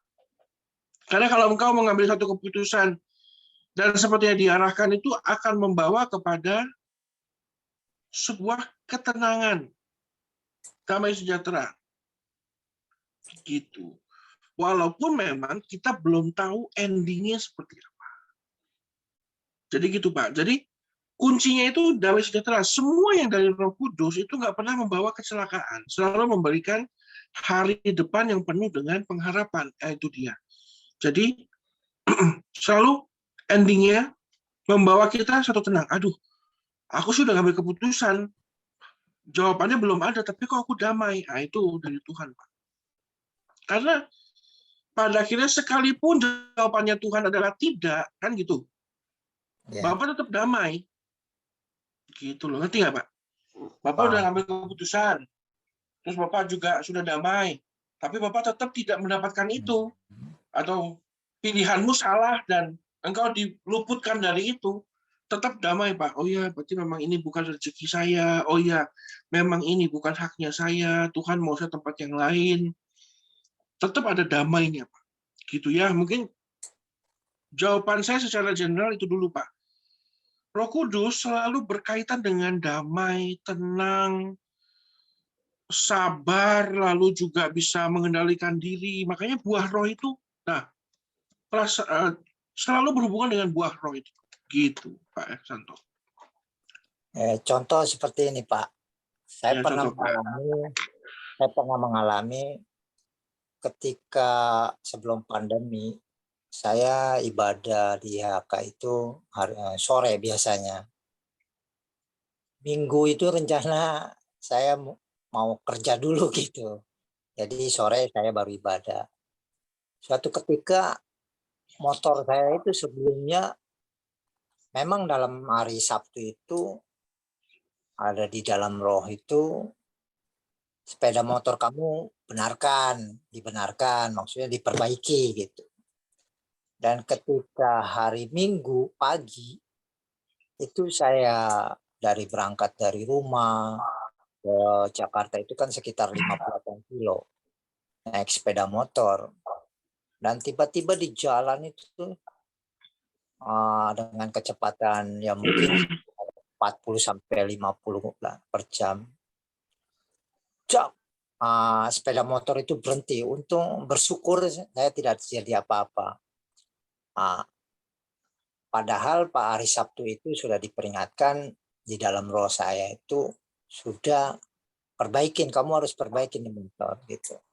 Nah, pertanyaan saya ini, apakah ini perasaan saya atau memang pekerjaan Roh Kudus gitu? Kan endingnya udah tahu, endingnya memang. Ya, maksudnya yang kayak saya tadi ini, itu loh Pak, itu suatu perasaan saya atau Roh Kudus itu Pak, kan tidak membawa kecelakaan gitu. Ya, saya rasa dari Roh Kudus Pak, walaupun Bapak nggak nurut ya. Iya. Bapak nggak nurut, tapi memang tetap pada akhirnya perkataan Roh Kudus itu juga tidak meniadakan kasihnya pada hidup Bapak. Jadi walaupun Bapak nggak mengikuti arahannya, tetap dia luputkan Bapak dari kecelakaan. Jadi menjadi sebuah pelajaran supaya kedepannya lebih nurut lagi, gitu Pak. Kalau menurut saya. Jadi tetap itu dari Roh Kudus. Kalau menurut saya itu dari Roh Kudus, Pak. Nah, Bapak Ibu, Roh Kudus itu nggak bisa dipelajari ya. Jadi jangan gara-gara ini tiba-tiba besok Bapak Ibu ada yang bawa motor kemarin aku dengar GIC suruh servis motor, kayaknya dari Roh Kudus juga gitu. Kalau memang udah di WA sama Ahas itu kan punya customer service di WA. Pak Pastor Fendi, motor Bapak sudah memasuki waktunya servis berkala. Ya servis no. Jangan bilang customer service Ahas bukan dari Tuhan. Oh, itu dari Tuhan. Bisa juga gitu. Oke. Ya Bapak Ibu ya. Makasih, Pastor. Jadi Pak Susanto, terima kasih. Makasih. Berjalan dengan Tuhan, Roh Kudus itu learning by doing, jam terbang. Ini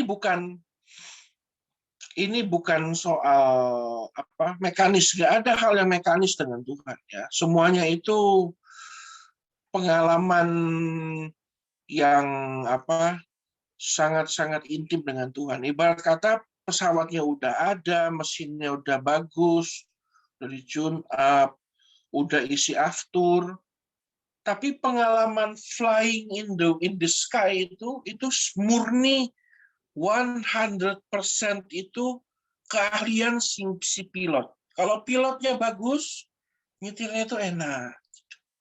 Tapi kalau pilotnya saya yang pakai sabuknya saja tidak muat, aduh. Bagaimana Bapak Ibu? Apakah Anda mau naik pesawat dengan saya? Nggak bisa. Pilotnya itu harus bagus.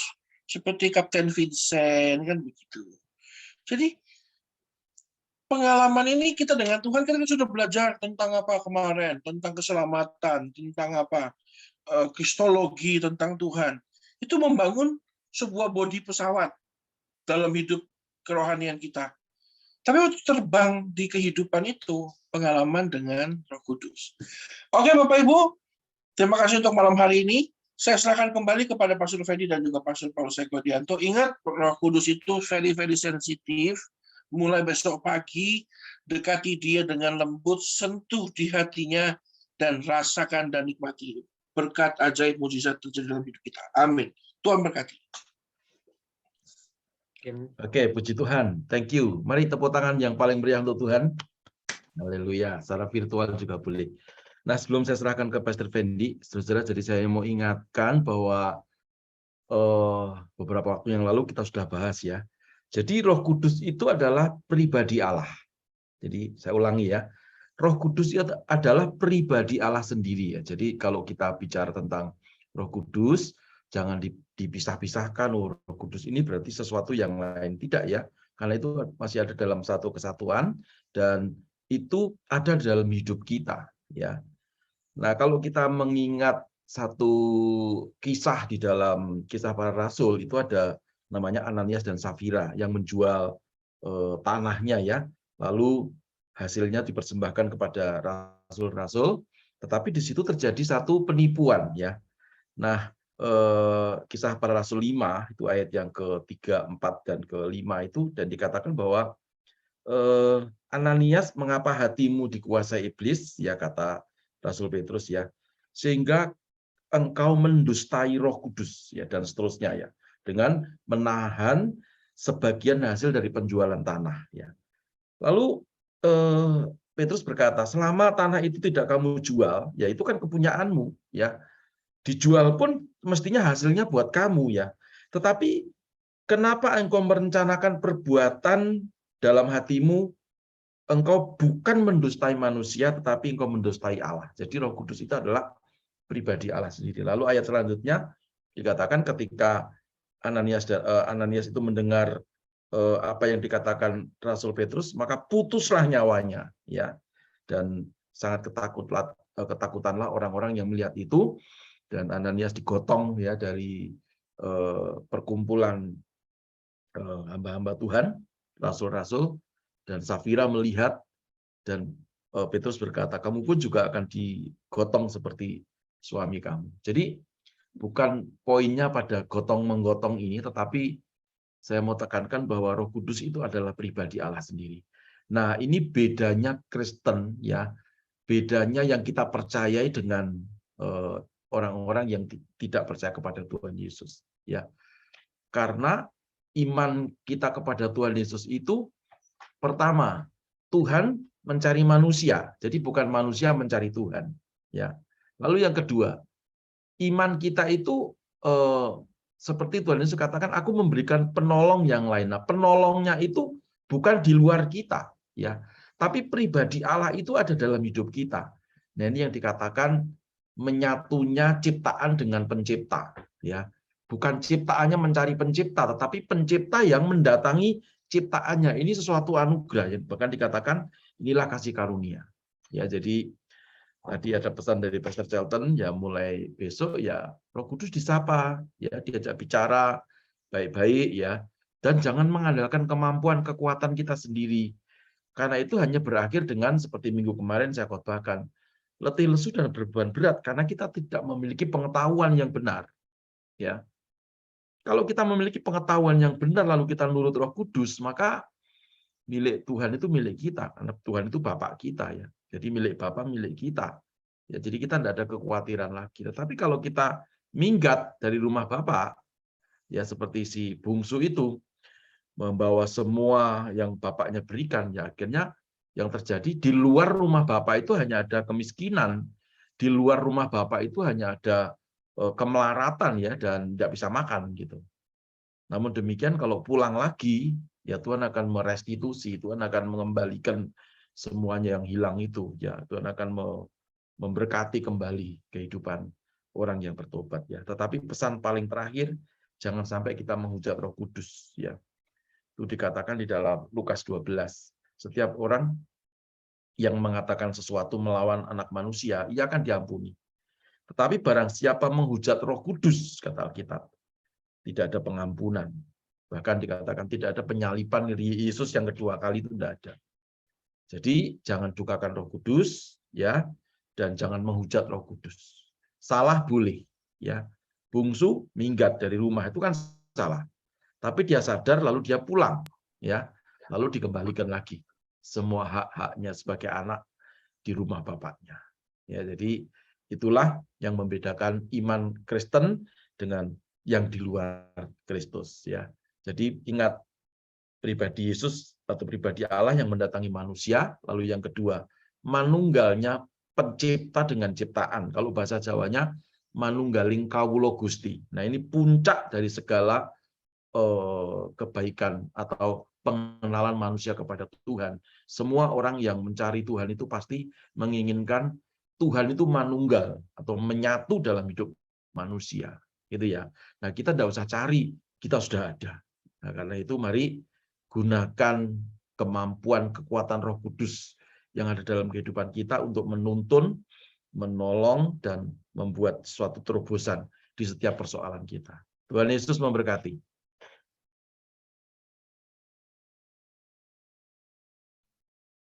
Oke, baik, karena waktunya sudah malam, ya, kita akan tutup GIC kita. Saya boleh minta Pastor Rudi untuk tutup dalam doa. Silakan Pastor Rudi.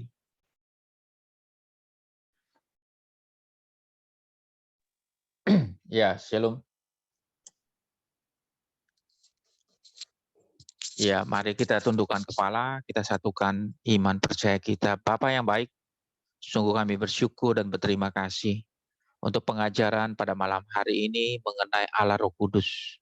Karena kami percaya Allah Roh Kudus ada di dalam kami ada di dalam Bapa, dan Bapa ada di dalam Yesus Kristus. Biarlah setiap pengajaran pada malam hari ini boleh menjadi satu rema, boleh menjadi satu kekuatan, bahwa kami yang ada, yang masih diberikan kepercayaan, masih diberikan nafas kehidupan. Kami percaya Roh Kudus ada di dalam kami, sehingga kami boleh melihat kuasa Tuhan, kami boleh merasakan kebaikan Allah Roh Kudus di dalam setiap kehidupan kami, dan terlebih lagi kami boleh menikmati mujizat Tuhan, karena kami percaya bahwa kami adalah anak-anak Allah, bahwa kami adalah anak-anak perjanjian, imamat rajani, sehingga setiap kasih anugerah yang daripada Allah Roh Kudus kami dapat nikmati hari ini, kami dapat nikmati hari esok, kami dapat menikmati sepanjang umur hidup kami, ketika kami mengerti bahwa Allah Roh Kudus adalah roh yang lemah lembut, maka kami mau belajar untuk tetap setia, untuk tetap rendah hati, dan untuk tetap mengandalkan Roh Kudus yang menjadi penolong di dalam kehidupan kami. Kami akan melihat kuasa Tuhan diberikan semakin hari, kami semakin dahsyat menjadi satu pelayanan untuk memenangkan jiwa-jiwa di akhir zaman ini. Karena kami percaya setiap kami yang punya Allah Roh Kudus diwajibkan untuk menjadi pelayan-pelayan Tuhan. Karena Tuhan sudah memberikan kami kuasa, Tuhan sudah memberikan kami otoritas. Biarlah pada malam hari ini Tuhan menjadikan kami hamba-hamba Tuhan, menjadi pelayan-pelayan Tuhan yang berotoritas, yang memiliki kuasa yang daripada Tuhan Yesus Kristus. Sehingga setiap perkataan kami, setiap perbuatan kami, setiap tingkah laku kami, orang dapat melihat bahwa Allah Roh Kudus ada di dalam kehidupan kami. Sehingga nama Tuhan semakin besar, semakin dahsyat di dalam kehidupan kami, dan kami semakin kecil, semakin kami kecil, dan semakin kecil. Terima kasih Bapak, Tuhan memberkati hambanya Pastor Fendi yang sudah malam hari ini sudah men-sharingkan kebenaran firman Tuhan, dan Tuhan memberkati apa yang dikerjakannya, sehingga semuanya menghasilkan satu hal yang manis dan berbuah manis di dalam kehidupannya. Sebelum kami akhiri, Tuhan memberkati hamba Pak Gembala kami, Pak Paulus Eko Dianto. Biarlah anugerah Tuhan ada bersamanya, melimpah-limpah di dalam sepanjang umur hidupnya. Tuhan memberikan kesehatan, Tuhan memberikan berkat yang luar biasa, sehingga nama Tuhan dipermuliakan tinggi. Terima kasih Bapak. Sebelum kami akhiri, kami pun boleh berdoa untuk gereja satelit IHK, Bandung, Bogor, kota, dan AS Ministry. Kami percaya apa yang kami perkatakan pada malam hari ini, kami percaya semuanya terikat di bumi dan terlepas di surga. Kami percaya kuasa Allah Roh Kudus memberkati setiap gembala-gembala satelit kami IHK. Biarlah semuanya untuk memuliakan nama Tuhan Yesus Kristus. Sebelum kami akhiri, kami akan mengangkat tangan lebih tinggi dari atas kepala kami, dan kami akan memperkatakan kata-kata iman. 3, 2, 1. Saya percaya saya adalah anak Tuhan yang penuh dengan kemuliaan Tuhan, hidup dalam kekudusan, sukses di dunia, dan masuk surga. Saya percaya saya adalah anak Tuhan yang penuh dengan kemuliaan Tuhan, hidup dalam kekudusan, sukses di dunia, dan masuk surga. Saya percaya saya adalah anak Tuhan yang penuh dengan kemuliaan Tuhan, hidup dalam kekudusan, sukses di dunia, dan masuk surga. Inilah iman percaya kami kepada Allah yang hidup, yaitu Yesus Kristus. Biarlah kasih anugerah Tuhan, kemuliaan Tuhan dicurahkan buat setiap kami, anak-anak Tuhan pada malam hari ini. Di dalam nama Yesus Kristus, kami sudah berdoa dan mengucap syukur. Haleluya. Amin. Mari sekali lagi kita berdoa buat Pak Niki dan istri, supaya Tuhan jamah dia, sehingga virusnya dikalahkan. Mari kita angkat kedua tangan kita berdoa buat mereka berdua. Bapa, dalam nama Yesus, kami tahu sesuatu yang terjadi Tuhan izinkan, terlebih untuk Niki dan istrinya yang baru terinfeksi virus COVID Tuhan. Kami berdoa dalam nama Yesus, daya tahan tubuhnya naik, dan kami berdoa Tuhan berikan kesehatan, sehingga dalam beberapa hari ke depan ini dia akan sehat dan segera negatif, bisa melaksanakan tugas kembali, bisa beribadah, bisa melayani Tuhan, juga bisa bekerja sebagaimana mestinya. Dalam nama Yesus, segala yang buruk, segala yang tidak ditanam oleh Bapa di surga, kami cabut dan kami campakkan ke alam maut dalam nama Yesus. Bilur-bilur Tuhan Yesus menyembuhkan Pak Niki dan istrinya. Terima kasih Bapa di surga. Sekarang kami mengangkat kedua tangan kami, terima berkat yang datang daripada Tuhan Yesus Kristus. Kekasih-kekasih Tuhan, terimalah berkat yang melimpah-limpah dari Allah Bapa, persekutuan dan kasih sayang dari Tuhan kita Yesus Kristus, penyertaan penghiburan, serta kuat kuasa dari Allah Roh Kudus, menuntun, menyertai, memberkati, menjadikan kita semua menjadi kepala dan bukan menjadi ekor, naik terus dan tidak pernah turun. Demi nama Yesus kami berdoa. Haleluya. Sama-sama berkata, amin. Selamat malam semua, Tuhan Yesus memberkati. Terima kasih semuanya, malam. Cepat sembuh. Thank you, Pastor Charlton, Dedi, Pastor Daniel, Pastor Fendi, Pak Santo. Ya, Tuhan berkati semuanya. Semua, Pak Charlton. Terima kasih.